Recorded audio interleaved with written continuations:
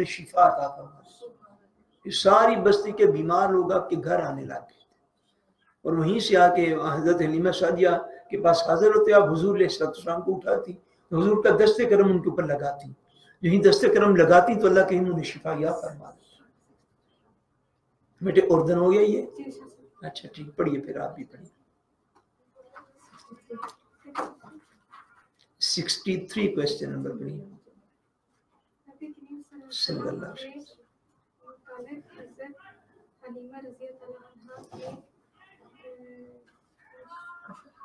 مشاہدات observations۔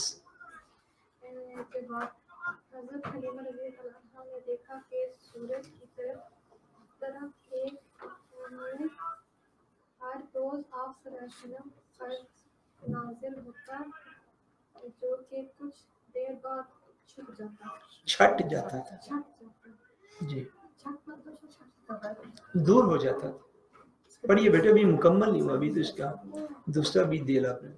حضرت حلیمہ رضی اللہ عنہا نے بادل کا ایک ٹکڑا بھی دیکھا جو آپ صلی اللہ علیہ وسلم سایہ کیے رہتا تھا، جب آپ چاہتے تو وہ چلتے تو وہ بھی چلتا، اور جب آپ رک جاتے تو وہ بھی رک جاتا تھا۔ سبحان جی نیکسٹ سوال نبی کریم صلی اللہ علیہ وسلم کے چہرہ اقدس کے متعلق حضرت حلیمہ سعدیہ رضی اللہ تعالیٰ عنہ اپنا کیا مشاہدہ بیان کرتی ہے؟ جواب: حضرت حلیمہ رضی اللہ تعالیٰ عنہ فرماتی ہیں کہ جس دن سے ہم نبی کریم صلی اللہ علیہ وسلم کو اپنے گھر لائے، ہمیں آپ صلی اللہ علیہ وسلم کے چہرے کے نور کی وجہ سے گھر میں چراغ جلانے کی ضرورت محسوس نہیں ہوتی۔ سبحان یہ حضرت حلیمہ سعدیہ رضی اللہ تعالیٰ عنہ کے گھر مبارک میں حضور علیہ السلام کے جو کمالات اور مشاہدات، جو کمالات دیکھے حضرت حلیمہ سعدیہ نے اور جو مشاہدات انہوں نے فرمائے، ان میں سے یہ ہے کہ آپ فرماتی ہیں کہ میں دیکھتی تھی کہ حضور علیہ السلام پر بادل کی طرح ایک نور ہر روز حضور پر نازل ہوتا تھا، اور کچھ دیر کے بعد وہ بادل نما نور رہتا تو آہستہ آہستہ وہ چھٹ جاتا تھا، پیچھے ہو جاتا تھا۔ اور دوسرا آپ فرماتی ہیں کہ جب آقا دو عالم صلی اللہ علیہ وآلہ وسلم آپ چلنے لگے اور قدم مبارک اٹھانے لگے تو اس وقت یہ کیفیت ہوتی تھی کہ حضور علیہ السلام جب بھی چلتے، جس طرف کو چلتے تو آسمان پر بادل کا ایک ٹکڑا پر سایہ کیے رہتا تھا، اور حضور علیہ السلام جب چلتے تو وہ چلنا شروع کر دیتا، جب آپ رک جاتے تو وہ بھی حضور کے اوپر ہی رک جاتا تھا۔ یعنی اس کیفیت کے ساتھ آقا دو عالم صلی اللہ علیہ وآلہ وسلم بچپن میں قبیلہ بنو سعد میں چلا کرتے تھے۔ اور آپ یہ بھی فرماتی ہیں کہ جس دن حضور نبی کریم صلی اللہ علیہ وآلہ وسلم کو میں اپنے گھر میں لے کر آئی ہوں تو اس دن کا فرماتی ہیں ہم نے اپنے گھر میں چراغ روشن نہیں کیا، اس دن کا چراغ بھی روشن نہیں کیا۔ ماں کیسے الفاظ عربی عبارت کے ما کننا نحتاج الی السراج، جس طرح کے الفاظ اس روایت کے فرماتی ہیں کہ جس دن کا حضور علیہ السلام ہمارے گھر میں تشریف فرما ہوئے ہیں اس دن کا ہم نے اپنے گھر میں چراغ جلایا نہیں ہے۔ یعنی حضور کے چہرے اقدس کے انوار و تجلیات اتنے ہوتے تھے، فرماتی ہیں کہ اندھیرے میں ہمیں ضرورت کبھی محسوس نہیں تھی ہوئی، اور انوار و تجلیات یوں پھوٹا کرتے تھے حضور کے چہرے اقدس سے۔ اور صحابہ کرام یوں بھی ارشاد فرماتے ہیں بعد از اعلان نبوت، فرماتے ہیں صحابہ کرام کہ بعض اوقات حضور علیہ السلام جب خوش ہوتے ہیں نا تو حضور مسکراتے ہیں، فرماتے ہیں کہ بعض اوقات حضور جب مسکراتے تھے تو حضور کے مسکرانے سے جو حضور کے رخسار مبارک کھلتے تو ہم دیواروں کا عکس حضور کے رخسار میں دیکھ لیا کرتے ہیں۔ یعنی بعض اوقات کیفیت مبارک ایسی، یہ مختلف کیفیات ہیں، ٹھیک ہے نا۔ ان میں سے ایک کیفیت حضرت حلیمہ سعدیہ رضی اللہ تعالیٰ عنہ نے ارشاد فرمائی، اور فرمایا کہ ہم نے جب کا حضور علیہ السلام نے ہمارے گھر میں قدم مبارک رکھا اس دن کے بعد کا کبھی ہمیں چراغ جلانے کی ضرورت عام طور پہ پیش نہیں آتی تھی، حضور کے انوار و تجلیات سے ہمارا گھر روشن رہتا تھا۔ آگے یہ بچپن مبارک کے واقعات بڑے پرنور واقعات ہیں سارے، پڑھیے جی بیٹا۔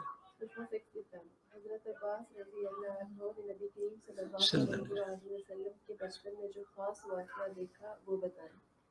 حضرت عباس رضی اللہ عنہ نے دیکھا کہ ایک رات نبی کریم صلی اللہ علیہ وسلم اپنے کنگورے میں لیٹے ہوئے تھے اور اپنی انگلی سے چاند کی طرف اشارہ فرما رہے تھے۔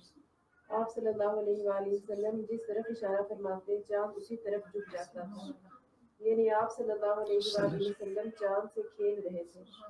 آپ صلی اللہ علیہ وآلہ وسلم کے اعلان نبوت کے بعد حضرت عباس رضی اللہ عنہ نے حضور صلی اللہ علیہ وآلہ وسلم سے یہ واقعہ بیان کیا تو آپ صلی اللہ علیہ وآلہ وسلم نے فرمایا کہ اس رات میرے پیٹ میں تکلیف تھی تو چاند مجھے بہلانے آیا۔ سبحان اللہ، سبحان، یہ ہوتا ہے مقام نبوت ہے۔ حضرت عباس رضی اللہ تعالیٰ عنہ حضور نبی کریم صلی اللہ علیہ وسلم کے چچا جان تھے، حضور نبی کریم صلی اللہ علیہ وسلم کے چچا جان تھے، اور عمر میں حضور نبی کریم صلی اللہ علیہ وسلم سے تھوڑے زیادہ تھے۔ بڑی مشہور روایت ہے، یہ حلیہ شریف والے دن میں نے عرض کی تھی، بڑی ذوق والی یہ روایت ہے۔ اچھا، جو میں اتنا کچھ بیان کرتا ہوں تو مجھے بعض اوقات یاد ہوتا ہے، مجھے نہیں پتا آپ سننے والوں کو بھی یاد ہوتا ہے کہ نہیں۔ حضرت عباس رضی اللہ تعالیٰ عنہ سے کسی شخص نے بعد میں پوچھا، اس نے سوال کیا، انہوں نے کیا، اس نے کہ حضور آپ یہ بتائیے کہ حضور بڑے تھے یا آپ بڑے؟ مراد اس کا کویسچن یہ ہے کہ عمر مبارک کے اعتبار سے آپ بڑے ہیں یا حضور علیہ السلام بڑے ہیں؟ تو حضرت عباس رضی اللہ تعالیٰ عنہ نے جواب ارشاد فرمایا بڑے تو حضور ہیں، بڑے تو حضور ہیں، مگر میں حضور سے پہلے پیدا ہو گیا تھا، حضور سے پہلے، سو یہ حضور علیہ السلام سے 2 سال کم عمر، 2-2.5 سال پہلے یہ پیدا ہوئے، تو جو بچہ 2-2.5 سال تھوڑا بڑا تھا تو اس کو کچھ واقعات جو ہے وہ صاف ظاہر اس کو نسبتاً زیادہ یاد ہوتے ہیں۔ حضرت عباس رضی اللہ تعالیٰ عنہ نے حضور سے اعلان نبوت کے بعد پوچھا کہ حضور بچپن میں نے دیکھا آپ کی پنگوڑے مبارک کی عمر تھی، ایک روز آپ پنگوڑے میں تھے تو میں نے غور کیا، رات کا وقت تھا، کہ آپ آسمان پہ چاند کو اشارہ کرتے تھے، تو جس طرف آپ اشارہ کرتے چاند بھی ادھر ہی چلا جاتا تھا، جو آپ گنتے ویسے ایسے وہ بھی موو کرتا، تو حضور اس کی کیا وجہ ہے؟ تو حضور علیہ السلام کی اب کیفیت مبارکہ دیکھیے، یہ مقام نبوت ہے۔ حضور نے یوں نہیں فرمایا بھائی مجھے کیا پتا جب میں پنگوڑے کی عمر میں تھا، حضور نے فرمایا بھائی اس رات ہمارے پیٹ مبارک میں تھوڑی تکلیف تھی تو چاند ہمیں کھلانے کے لیے آیا ہوا تھا، تو چاند ہمیں کھلانے کے لیے آیا ہوا تھا، تو ہم اس کے ساتھ کھیل رہے تھے تو وہ ہمارے ساتھ کھیل رہے تھے۔ اعلیٰ حضرت نے بڑا خوب فرمایا نا، حضرت شاہ احمد رضا بریلوی رحمۃ اللہ تعالیٰ نے، کہ چاند جھک جاتا ادھر انگلی اٹھاتے مہد میں، کیا ہی نہیں، مجھے شعر بھول جائے کیا ہی اچھا تھا کھلونا نور کا حصہ، یہاں پہ یہ جا کے شعر ختم ہوتا ہے۔ چلیں آگے پڑھیے، 66 کویسچن۔ حضرت عباس رضی اللہ تعالیٰ عنہ کون تھے؟ جواب نبی کریم صلی اللہ علیہ وسلم کے چچا جان تھے، حضور علیہ السلام کے چچا جان۔ آگے جی،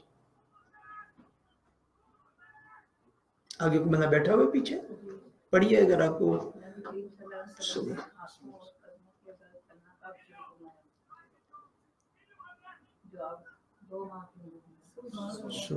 جی نبی کریم صلی اللہ علیہ وسلم نے کب کھڑے ہونا شروع کیا؟ جواب 3 ماہ کی عمر۔ جی سوال نمبر 69، نبی کریم صلی اللہ علیہ وسلم نے کب دیوار کو پکڑ کر چلنا شروع کیا؟ جواب 4 ماہ کی عمر میں۔ سبحان۔ سوال نمبر 70، نبی کریم صلی اللہ علیہ وسلم نے بغیر کسی ظاہری سہارے سے کب چلنا شروع کیا؟ 5 ماہ کی عمر مبارک۔ سبحان جی۔ سوال نمبر 71، نبی کریم صلی اللہ علیہ وسلم نے گفتگو فرمانا کب شروع کیا؟ جواب 8 ماہ کی عمر مبارک۔ سبحان جی۔ نبی کریم صلی اللہ علیہ وسلم نے کب واضح اور فصیح کلام فرمانا شروع کیا؟ جواب 9 ماہ کی عمر مبارک۔ سبحان اللہ جی۔ سوال نمبر 73، نبی کریم صلی اللہ علیہ وسلم نے اپنی زبان مبارک سے جو کلام سب سے پہلے ادا فرمایا وہ کیا تھا؟ جواب اللہ اکبر کبیرم والحمد للہ کثیرم وسبحان اللہ بکرۃ وأصیلا۔ سبحان اللہ۔ حضور نبی کریم صلی اللہ علیہ وسلم نے ہاتھوں اور قدموں کے بل چلنا شروع فرمایا کتنے ماہ میں؟ 2 ماہ کی عمر مبارک میں۔ اور حضور علیہ السلام نے کھڑے ہونا شروع فرمایا 3 ماہ کی عمر مبارک میں۔ اور آقا دو عالم نے دیوار وغیرہ کو پکڑ کے، جیسا چارپائی وغیرہ کو پکڑ کے بچے چلتے ہیں، دیوار چارپائی وغیرہ کو پکڑ کے حضور نے چلنا شروع فرمایا 4 ماہ کی عمر مبارک میں۔ اور بغیر کسی سہارے کے آقا دو عالم صلی اللہ علیہ وسلم نے چلنا شروع فرما دیا تھا کتنے ماہ میں؟ 5 ماہ کی عمر مبارک میں۔ عام طور پہ بچے اس عمر میں چلا نہیں کرتے بغیر سہارے کے۔ اور حضور نبی کریم صلی اللہ علیہ وسلم نے تھوڑا بہت گفتگو فرمانا شروع کر دیا 8 ماہ کی عمر مبارک میں، اور 9 ماہ کی عمر مبارک تک آقا دو عالم بالکل واضح اور فصیح کلام جو ہے حضور علیہ السلام فرمایا کرتے تھے، یعنی جب بات کو ہر بندہ اچھی طریقے سے سمجھ جاتا تھا، واضح کلام فرمایا کرتے تھے۔ اور آقا دو عالم کی زبان اقدس سے جو سب سے پہلا کلام جاری ہوا وہ یہ تھا اللہ اکبر کبیرہ والحمد للہ کثیرہ وسبحان اللہ بکرۃ وأصیلا۔ نیکسٹ جی۔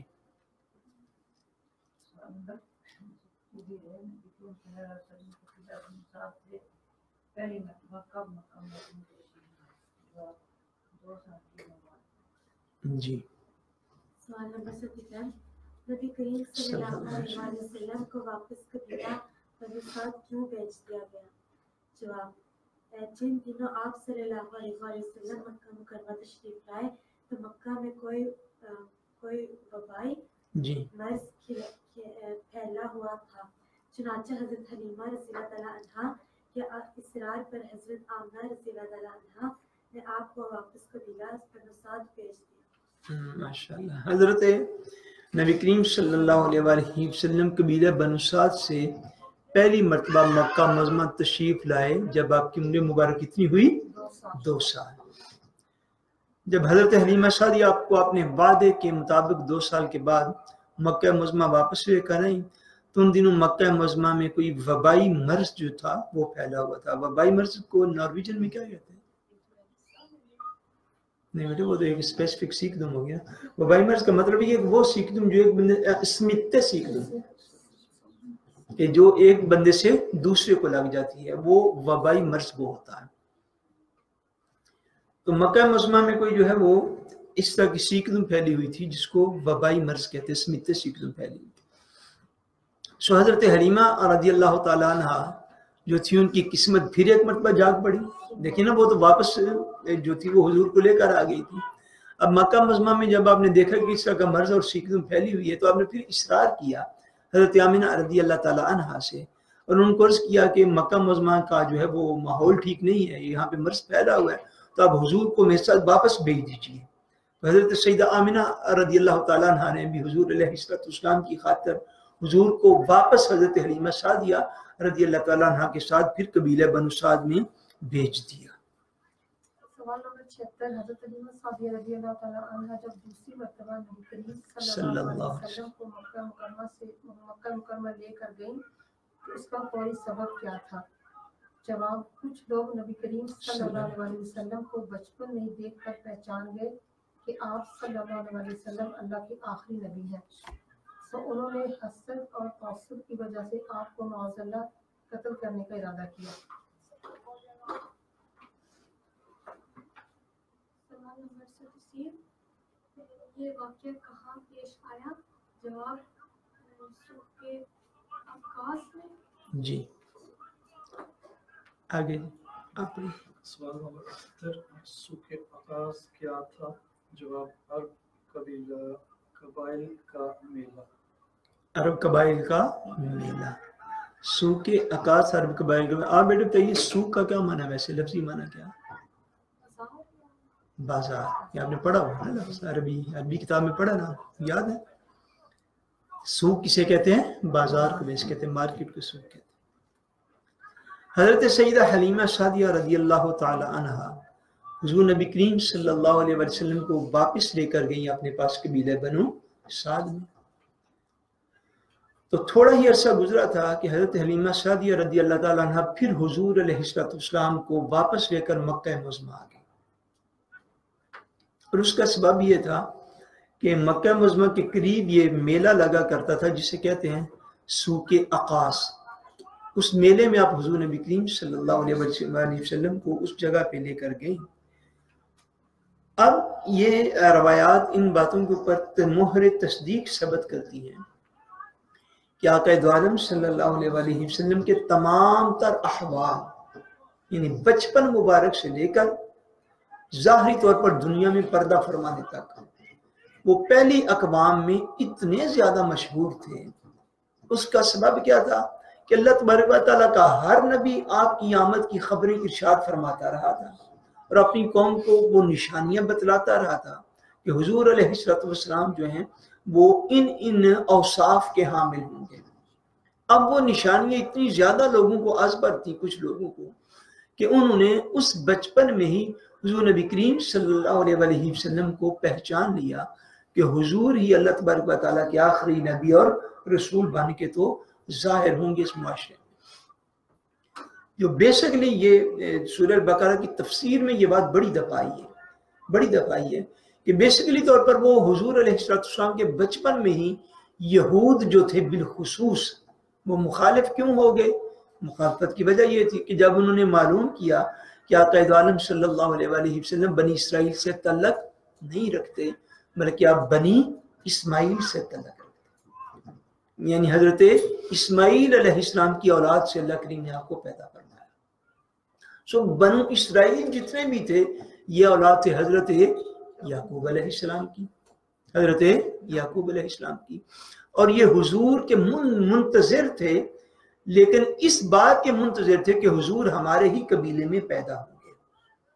یہ قبائل پرستی کی انتہا تھی، اور اس قبیلے پرستی کے تعصب کی یہ انتہا تھی کہ انہوں نے جب دیکھا کہ آقا دو عالم صلی اللہ علیہ وسلم تشریف فرما ہوئے بنو اسماعیل میں، سو جن لوگوں نے پہچان لیا معاذ اللہ، انہوں نے یہ معلومات کلیکٹ کرنے کے بعد یہ چاہا کہ معاذ اللہ حضور علیہ السلام کو بچپن میں ہی شہید کر دیا جائے۔ حضرت حلیمہ سعدیہ رضی اللہ تعالیٰ عنہ نے جب ان کے یہ عزائم دیکھے تو آپ فوری طور پر اپنے گھر واپس آئیں، اپنے خامند کو ساری صورتحال کی اطلاع کی، اور پھر حضور نبی کریم صلی اللہ علیہ وسلم کو لے کے فوری طور پر مکہ معظمہ میں حاضر خدمت ہوئی، سارا واقعہ عرض کیا۔ تو اس خدشے کے پیش نظر کے کہیں ایسا نہ ہو کہ حضرت حلیمہ سعدیہ حضور کی حفاظت نہ کر پائیں، وہ پھر حضور علیہ السلام کو واپس جو تھی وہ مکہ معظمہ جو تھی وہ لے حضرت سیدہ آمنہ رضی اللہ تعالیٰ عنہ کی بارگاہ اقدس میں۔ آج یہاں تک پڑھتے ہیں انشاءاللہ تبارک و تعالیٰ، نیکسٹ ٹائم سوال جو ہے 79 وہاں سے اس کو شروع کریں گے۔